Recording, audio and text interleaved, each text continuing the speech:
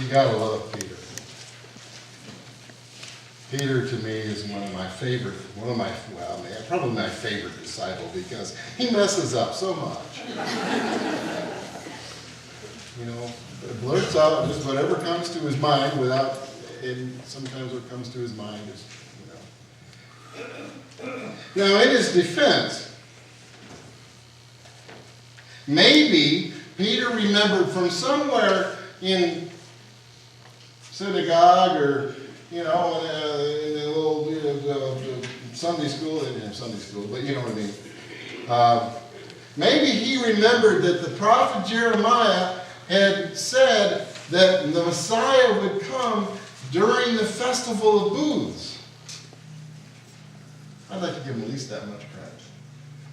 So, when Jesus is revealed in his glory, he says, hey, it must be time for the festival of booths. Let's build booths. I'd like to at least give him that much benefit of the doubt. We don't really know whether he thought that or just like the rest of us enjoyed that mountaintop experience so much he never wanted it to go away. I don't know about you. I've been a couple different times in my life to that mountaintop. Some of those have been religious experiences, and some of those are just, standing at an altar, but sharing rings and things. Those kind. You want to just stay there, don't you? I mean, why not? Life is as good as it gets. Let's just stay here.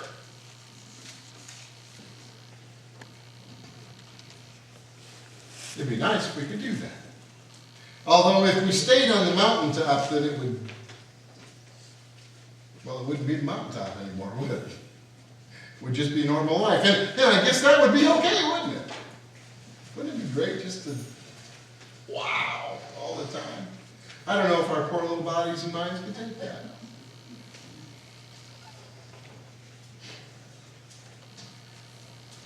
So we often think of and preach this Transfiguration Sunday about the wonders of a mountaintop experience and about the fact that, you do have to go back down the mountain. We're talking about camping this morning, and for me, a lot of my mountaintop experiences as a child and a youth especially came at church camp. Those wondrous moments at campfire when all of a sudden, the Spirit would just grab a hold of you and wow. I mean, it was just, it's like the Miller ad. It just doesn't get you better than this. We had Miller, but, the Methodist Church should do that like that. And we sit on a campfire. It doesn't get any better than this. Because it doesn't. I mean, there's just something about retreat. And we know that. When we have church retreats, we generally go off someplace away from the world and have a retreat. That's because it gets us out of our normal life and sets us in a special place. Some of us have experienced Emmaus walks. That's a weekend spiritual enrichment experience that's designed to have some mountaintop experiences as part of it. And they're wondrous. We belong to a denomination, or at least, we give lip service to it sometimes, but we belong to a denomination started by the Wesley brothers who, unlike a lot of other people, especially in the Anglican Church around them, really accentuated experience. That having some mountaintop religious experience was a wondrous part of the faith life. Not a necessary part, but oh so wondrous when you experience it. To know that God exists. For the disciples, this had to be a tremendous experience to be on top of the mountain and see Moses and Elijah, the law and the prophets, and hear God's voice and see Jesus transfigured before them. Because they knew, with no uncertain terms, who he was. Well, we'd like to believe that. Actually, afterwards, they just as much dunderheaded as they were before. So, but, even that experience, it was like, but did we really see what we saw? I don't really understand. Did you understand that? I don't know what's going on. Sometimes we're like that too. Even with that experience, we still, I don't know. Maybe I was just, I don't know. Maybe I don't know. We are a hard lot to convince sometimes.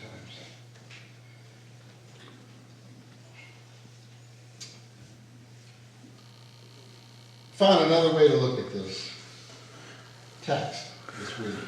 A fellow United Methodist clergy, this one in Texas, Mike Rom is his name, had an interesting way to look at transfiguration. That's not a word we use a whole lot, is it? We use transform. We got movies, Transformers. We know what Transformers are. Transformers means to change. Our text, Eugene Peterson in the message says Christ was changed before them. Common understanding. But transfiguration, that's we're not quite sure what that means. In fact, if you look it up in the dictionary, it defines transfiguration. It says to be transfigured. Isn't that helpful?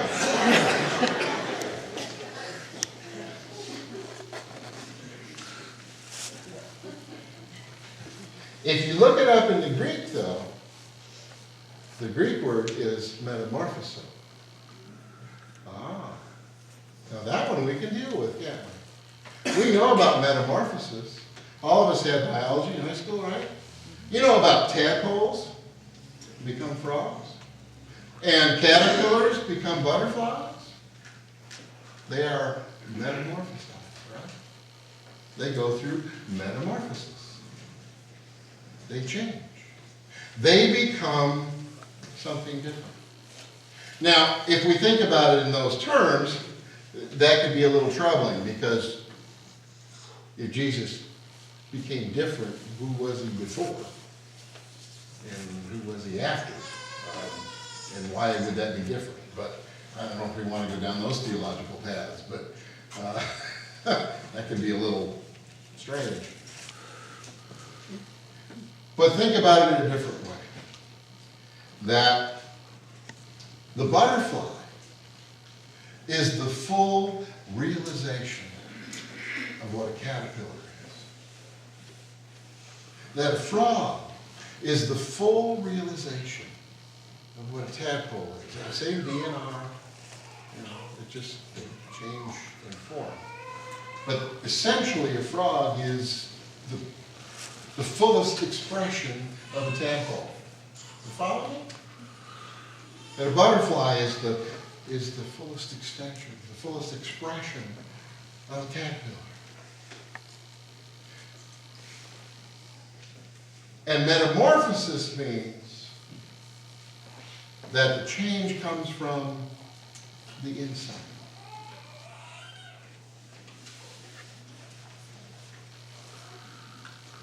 We talk a lot in church, in discipleship training, in faith development, about transforming people. We don't talk about transfiguring them a whole lot. Some of that's because Paul in Romans 12:2 says, be ye transformed by the Spirit of God. And guess what the word in Greek is right there for Paul? Metamorphosis. It's the same word that Mark uses to describe what happens to Jesus. And yet we interpret that one. The English common use is transfigured, and Paul is transformed. But in the Greek, it's the same word. What would happen if we thought about our faith development as a matter of transfiguration?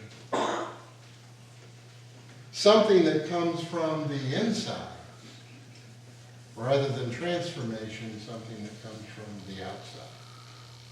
How might we approach our own faith development differently? How might we approach how we relate to those outside the church, outside the faith? That brings up the point. Most often, when we talk about developing disciples, about transforming people, it's about taking the bad things in their lives and getting rid of that, and then pumping them full of good stuff. Isn't that how you change things? You get rid of the bad stuff and you put good stuff in them. If we can get them away from the secular ties and from addictions and wrong thinking and wrong beliefs and wrong behaviors, and make them, get them doing the right thing, and then pump them in with some good, love and care and concern and some scriptural knowledge and all that stuff, then they will transform and they'll become better people. And that's typically the way that we do it. Of course, one problem with that is what it says is that when we enter in a relationship with people that aren't part of the faith community, we immediately set up a situation where we're the in folk, they're the out folk, and somehow we got to fix them. Which, if you're on the other end of that, isn't a whole lot of fun. I don't know about you, but when I encounter people who think they're better than me and they got to fix me, I don't get real excited about that. Do you? No. Guess what? Folks that we approach to share the good news of Jesus Christ, when we come at it like a, hey, I'm coming here to fix you, they don't much care for it either. Imagine that. Even when you've got good news to share, if you share it in the wrong way, sometimes it's not very well received. It doesn't sound like good news. It kind of sounds like, now, I want to tell you this for your own good. Don't you love to hear those words coming? I want to tell you this for your own good. I really don't need to be that good. I really don't want to hear it. What my point's at is maybe if we took the approach that people were transfigured, if that change came from the inside, in other words, instead of trying to put Jesus into them, we tried to draw Jesus out of them. Wouldn't that be an interesting approach?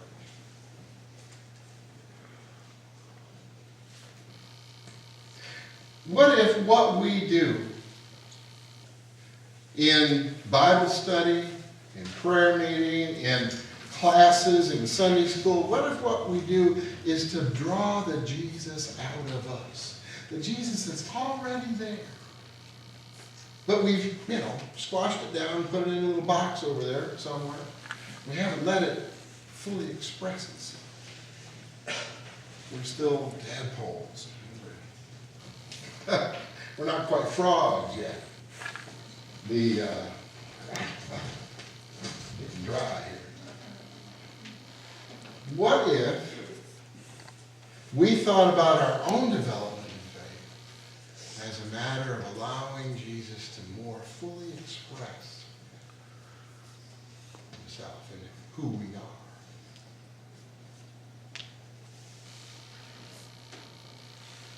What about if we approached folks that are outside the faith community in a way that said, I've got good news. We have found a way to draw what's sacred, what's holy, what's good out of ourselves. And we'd like to show you how to do that in case maybe you're interested in becoming the most fully human you can be. Because if becoming a frog is the best a tadpole can do, and becoming a butterfly is the best that a caterpillar can do, maybe becoming sanctified, in Wesley's term, becoming holy is the best thing a human can do. The best we can be. The best person that we can be. If we believe that Christ created, that God created each one of us individually to be a certain person, and that He had something in mind for us when we were created, then the best Ron that I can be is one in which Christ in me is fully developed. Not there yet. Working on it. The best Ron I can be is one from whom Christ has been drawn. So that the full revelation of who I was created to be, who I was created to be, shows.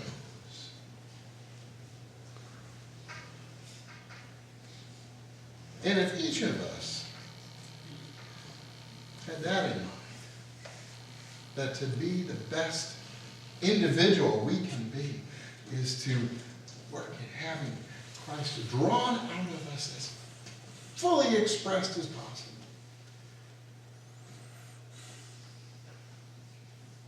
That might just make a difference in how we approach faith development, how we approach those around us, how we approach this whole idea of what church is. The Army says it can help people be all they can be. I guess that depends on what you believe people ought to become. They certainly have ways to bring out things in individuals they didn't know they had. Maybe we ought to approach it that way too. Maybe we can bring things out of people they didn't even know was part of them. Just by pulling out, drawing out, holding in them. It's a different way to think about it.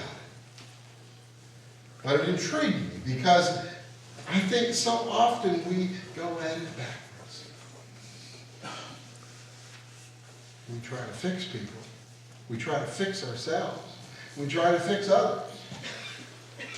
Rather than allowing the Spirit to work with you and bring out the best.